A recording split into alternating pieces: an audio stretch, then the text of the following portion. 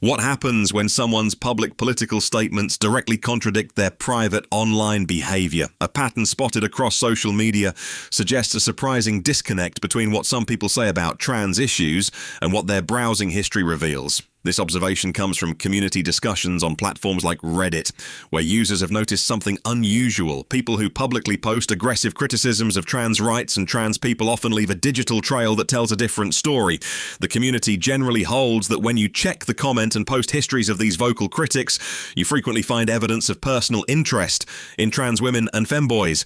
It's a pattern that's been observed enough times to become a talking point. The contradiction is stark. Public condemnation paired with private engagement.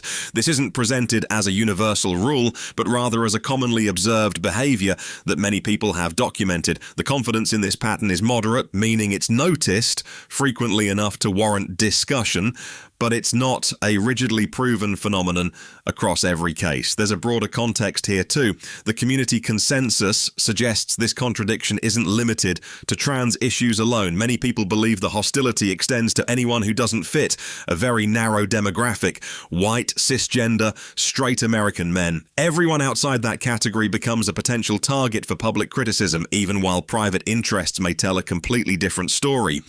Why does this matter? Because it highlights a fundamental question about authenticity in political discourse. When someone's public persona contradicts their private behavior, it raises questions about whether their stated beliefs are genuinely held or performative.